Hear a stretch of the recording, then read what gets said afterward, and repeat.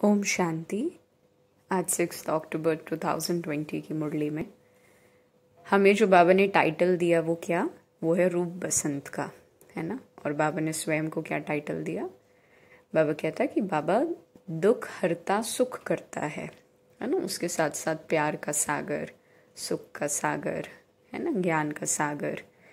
ये 4 बातें बाबा ने अपने विषय में आज की मुरली में कही। जब बाबा ने कहा कि मैं दुख हरता सुख करता हूँ, तो उसके साथ बाबा ने क्या कहा कि तुम भी वही हो, है ना। 21 जन्मों का वर्षा बाबा दे रहे हैं, तो बाबा कह रहे हैं अपने अंदर चेकिंग करो कि तुम भी वो कर रहे हो जो बाप का कर्तव्य है, क्या हम वो कर रहे हैं, है ना। बाबा ने रूप बसंत का टाइटल देते हुए कितनी बड़ी बात कही, है ना। रूप बसंत, अपनी क्वालिटीज का वर्षा करना है ना। ज्ञान को प्रत्यक्ष अपने बिहेवियर से करना है, नहीं। बाबा का मददगार कहा बाबा ने, ईश्वरीय संप्रदाय कहा हमें, है ना। तो स्वमान याद दिलाना मतलब कर्तव्य याद दिलाना, है ना, कि बच्चे तुम्हारा कर्तव्य क्या है। और अपने इस कर्तव्य के वहन के लिए ना तो हमें किसी बिल्डिंग की ज़रूरत है ना, ना ही हमें किसी अन्य साधन की ज़रूरत है, केवल और केवल दृढ़ता, है ना। तो बाबा ने आज जो वार्निंग दी है, क्योंकि आज की मुरली वार्निंग से बहुत भरपूर है, गाइडेंस कह लीजिए, सजेशन, श्रीमत कह लीजिए। बाबा क्या कहते, बच्चे आपस में एक दो को तंग नहीं करना, वो आसुरी संप्रदाय का काम है। तुम ईश्वरी संप्रदाय हो, तुम कलयुगी नर्क में नहीं हो। नर्क मतलब न अर्क, है ना। जब सोल कॉन्शियसनेस खत्म हो जाए तो उसको नर्क कहते हैं। बाबा कहता कि मनसा में भी किसी को दुख देने का हमारे अंदर ख्याल भी नहीं उठना चाहिए। जब एम ऑब्जेक्ट इतना सूक्ष्म हो जाएगा तो फिजिकल सेंसेस से तो विकर्म होना सबसे पहले बंद हो जाएगा, है ना। क्योंकि अटेंशन ही बाबा सीधे मनसा पे डालते हैं कि फिजिकल सेंस ऑर्गन से तो विकर्म करने का ऑप्शन, दरवाजा ही बंद है ना। एमसीक्यू में वो चॉइस है ही नहीं। सीधे बाबा ने क्या कहा, मनसा में भी, ख्याल में भी नहीं आना चाहिए किसी को दुख देना। ये जो है ना, निंदा स्तुति, मान अपमान, सर्दी गर्मी, है ना, बाबा ने कहा ये सारी चीजें सहन करने वाली हैं। मान अपमान दोनों को सहन करने बोला, है ना। हम जब मान अपमान सुनते हैं तो हमें लगता है कि केवल अपमान को सहन करना है, पर नहीं। परमात्मा का गाइडलाइन क्या है? उस परम पिता परमात्मा अति सूक्ष्म ज्योति बिंदु, मुझ अति सूक्ष्म ज्योति बिंदु आत्मा के लिए क्या डायरेक्शन है कि मान भी अगर मिले, है ना, सम्मान स्तुति भी हो, है ना, तो भी सहन करना है उसको। ये नहीं कि उसको अपने अंदर ले लिया, क्योंकि अगर तारीफ लेंगे तो बुराई भी लेंगे, वो ऑटोमेटिकली ग्रहण होगा नहीं होगा। तो बाबा ने सीधे दोनों दरवाजे बंद कर दिए। बच्चे, सम्मान और ये अपमान, ये क्या, ये कर्मों का परिणाम ही तो है। तुम्हें तो कर्म पे फोकस करना है, नहीं तीसरी आंख पर फोकस करना है। रिटर्न में जो मिल रहा है वो तो कॉन्सिक्वेंस है। एक बिल्कुल धर्मराज की टोन में बाबा ने क्या कहा कि लॉ को हाथ में नहीं उठाना। जैसे गवर्नमेंट में भी क्या है, अगर कोई किसी का मर्डर कर दे तो रिटर्न में ये नहीं है कि आप भी उसका मर्डर कर दो। आवेश में आके कर दिया तो आपके ऊपर अब चार्जेस लग जाएंगे, है ना। ऐसा नहीं है कि कॉन्स्टिट्यूशन आपके लिए क्षमा कर देगा कि फलाने ने उसको मारा तो इसने out of emotion, out of anger, out of revenge उसको मार दिया तो ठीक है, इसको माफ कर दो। ऐसा नहीं होगा, है ना। Murder is murder. तो बाबा भी वही कह रहा है, बच्चे लॉ अपने हाथ में नहीं उठाना। बच्चा बच्चा को नहीं बोलेगा, तुम बाप को बोलो। कितनी ऊंची शिक्षा है, नहीं।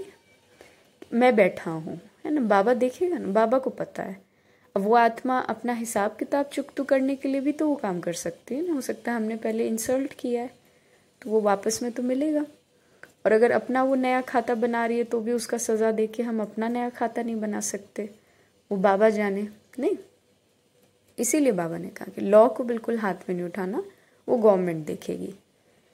बाबा ने शब्द यूज किया विपरीत बुद्धि। विपरीत मन नहीं कहा, है ना, क्योंकि मन तो विपरीत ही है, सदा याद रहे, है ना। बाबा कहते हैं जब तक जीना है तब तक पढ़ना है, अर्थात बुद्धि का उपयोग करते रहना है, क्योंकि बुद्धि ही प्रीत और विपरीत हमारे विनाश और हमारे विजय को डिसाइड करेगी ना। एक बुद्धि ले दे करके हमारे पास बची है दिव्य बुद्धि, लिफ्ट रूपी गिफ्ट जो बाबा देते हैं। ना। ये बुद्धि, ये जो दिव्य बुद्धि है, यही हमें हमारे विकर्मों को विनाश कराएगी, ना कि हमें विनाश कर देगी, है ना। हमारे खाते को विनाश करने की जगह हमारे हिसाब किताब को विनाश करेगी, है ना। बाबा ने क्या सजेशन दिया, बच्चे चार्ट रखो, रजिस्टर चेक करो। एक ना आत्मा की साइकोलॉजी है, अंदर जब रजिस्टर पे दिखेगा ना चीज़ें खराब है, बाबा ने कहा डर लगा रहेगा, कोई देख ना ले, है ना। कोई देखे तो अच्छा ही देखे, तो उस चक्कर में अच्छा हो जाएगा। ये बहुत प्रैक्टिकल, सच में बहुत साइकोलॉजिकल बात है। तो अच्छे अपने आप अच्छे काम होने लगेंगे, लॉ एंड ऑर्डर में होने लगेंगे, सही ढंग से होने लगेंगे। उस चार्ट को अगर ऑनेस्टी के साथ मेंटेन कर रहे हैं ना, तो अपने आप चीज़ें लॉ एंड ऑर्डर में होंगी, है ना। फिर बाबा ने भक्ति मार्ग की करेक्शन क्या बताई, बच्चे गंगा में स्नान करने से पवित्रता नहीं होगी, है ना। बाबा ने गंगा की बात कही ना, लोग समझते हैं डुबकी कर लें विलायत भी ले जाते हैं। बाबा ने कहा ऐसा नहीं है ना। गंगा पवित्र नहीं कर सकती आत्मा को। हालांकि भक्ति मार्ग में जिसकी महिमा होती है, उसकी महिमा हम स्वयं प्रैक्टिकली संगम युग पर सुन रहे हैं, नहीं सुन रहे हैं, है ना। प्रैक्टिकली सुन रहे हैं। प्यार का सागर है, सुख का सागर, ज्ञान का सागर, वो लोग महिमा करते हैं और हम सुनते हैं, है ना। वो उसकी महिमा करते हैं अपनी तरफ से और हम सुनते हैं। बाबा ने कहा, है ना, कितनी डिफरेंट है, कितनी ज्यादा डिफरेंट। बीच में स्लोगन क्या आया, माया जीत जगत जीत, माया जीत जगत जीत। ये बाबा की शिक्षाएं हैं, है ना। माया जीत बनाने का तरीका है, सारा तरीका है ना। तो बाबा भक्ति मार्ग की भी करेक्शंस कितनी बताते रहते हैं बीच बीच में, नहीं, भिन्न भिन्न प्रकार से नई नई बातों को सामने लाके। जैसे बाबा ने कहा कि घर में कोई मंदिर होता है तो उसकी उतनी वैल्यू नहीं करते, श्रीनाथ द्वारे जाते हैं, घर में भी वही कृष्ण की मूर्ति है लेकिन उसकी वैल्यू इतनी नहीं, है ना। तो करेक्शन दे रहे हैं कि बच्चे घर में बैठ करके भी याद करो, है ना। शिवलिंगम रखा तो घर की भी उतनी वैल्यू जितनी मंदिर की हो, जो भक्ति मार्ग में, लेकिन ऐसा हो नहीं पाता, है ना। भक्ति मार्ग में बाबा ने कहा कितने पैसे खर्च किए, धक्के खाए, है ना। कचहरी करने की बात बाबा का एक और श्रीमत, वही चार्ट रखने, कचहरी। ब्रह्मा बाबा रोज कचहरी करते थे, एवरी डे, है ना। आत्मा बिल्कुल अथॉरिटी की सीट पे सेट होकर के मन, बुद्धि और सभी फिजिकल सेंसेस की करती थी कि तुमसे ये गलती हुई, तुमसे वो गलती हुई, और फिर कायदे अनुसार उसको फिर से ट्रेन करती थी। लिखते थे, प्रैक्टिकली लिखते थे ब्रह्मा बाबा, है ना। तो शिव बाबा ने योग के लिए क्या कहा कि यहाँ से बुद्धि हटा करके किसको याद, एक बाप को। इसमें अच्छे अच्छे बच्चे इसी में फेल होते हैं, बाबा कह रहे इसी में फेल होते हैं, है ना। युक्ति क्या बताई कि भाई बहन है ना, काम जीत जगत जीत बाबा कहता ना। तो बाबा ने कहा भाई बहन है, आत्मिक रूप में भाई भाई, है ना, देह रूप में भाई बहन, कर्म क्षेत्र पर जब आते हैं तो। अच्छा, फिर बाबा ने और क्या सजेशन दिया, जैसे बाबा ने कहा कि अभी की जो संप्रदाय है इस समय, आसुरी संप्रदाय, आपस में लड़ते झगड़ते रहते हैं, है ना। सत्युग में वहां कोई लड़ेगा झगड़ेगा नहीं, लून पानी अक्षर बाबा यूज करते हैं, है ना, कि यहाँ लून पानी है, वहां लून पानी कोई नहीं होगा, है ना। भटकाव नहीं है, किसी प्रकार की फॉल्स मान्यता, फॉल्स बिलीफ सिस्टम नहीं है। हर चीज एकदम सच्ची, एकदम सच्चा सोना, है ना, 100% प्योर, 24 कैरेट बाबा जिसको कहते हैं।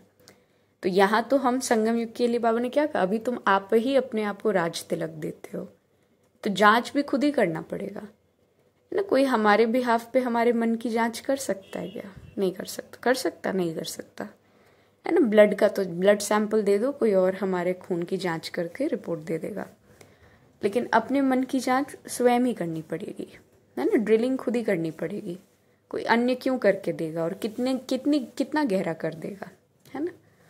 तो स्वयं बाबा ने इसीलिए स्वदर्शन कहा, है ना, खुद का ही दर्शन। 21 जन्मों की जो गारंटी मिल रही है उसकी तरफ इशारा किया, और कर्मों की गति क्या समझाई कि जैसे मान लो कोई गफलत हो गई, बाबा कहते हैं दिल से, सच्ची दिल से बाबा को बता दो, है ना। कोई निमित्त है, लग रहा है कि हाँ इनको बता सकता, बता दो, सच्चे दिल पर साहेब राजी, है ना। बाबा कहता 50% तो वहीं खत्म हो जाएगा, दिल खोल करके अगर अपनी बात रख दी तो कर्मों की गति हुई ना। फिर बाबा ने क्या समझा, जैसे मान लो कोई दान पुण्य करता है एक जन्म में, तो वो अगले जन्म में एक जन्म के लिए राजा रानी बन जाएगा।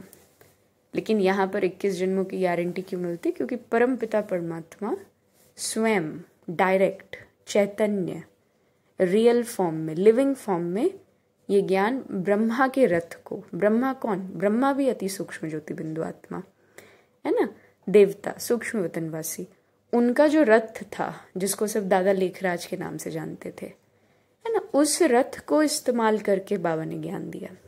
बीच में ब्रह्मा बाबा ने नहीं कहा आज की मुरली में कि मतलब बच्चे ये भी नहीं समझते कि शिव बाबा ऑर्डर देता है, तो कितना खुशी में रोमांच खड़े होने चाहिए, है ना, गहराई रियलाइजेशन करा रहे हैं, है ना। वरदान में क्या बताया बाबा ने, वरदान में बाबा कहता कि मनसा संकल्प या जो वृत्ति है ना, मन के संकल्प और एटीट्यूड के द्वारा वाइब्रेशन की खुशबू फैलाने वाले शिव शक्ति कंबाइंड भव।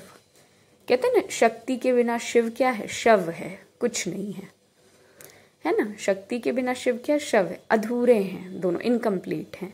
तो कंबाइंड फॉर्म जो अर्ध नारेश्वर का दिखाते हैं वो हमारा भक्ति मार्ग का कंबाइंड स्वरूप का रिमेम्बरेंस है ना। तो मनसा संकल्प वृत्ति द्वारा श्रेष्ठ वाइब्रेशन की खुशबू फैलाने वाले शिव शक्ति कंबाइंड भव। अकेले मैं आत्मा श्रेष्ठ वाइब्रेशन नहीं फैला पाऊंगी, ये अभी निश्चित है। सतयुगी नहीं हूं ना मैं, अभी क्या हूं, संगम युगी हूं। तो संगम, आत्मा परमात्मा संगम के साथ ही संगम युग में वाइब्रेशन फैला सकते हैं, है ना। जैसे आजकल बाबा ने रिलेट किया कि जैसे सैंडलवुड यानी चंदन और ये गुलाब के भिन्न भिन्न प्रकार की खुशबुओं को अलग अलग रीति से जैसे स्प्रे और ये सब बना के फैलाते हैं।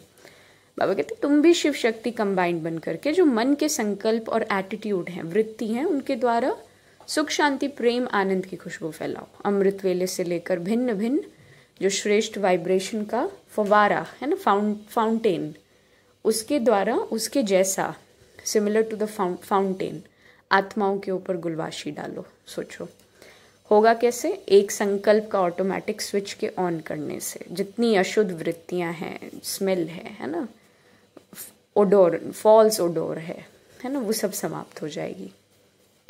और स्लोगन सुखदाता द्वारा सुख का भंडार प्राप्त होना, यही क्या है, यही उनके प्यार की निशानी है।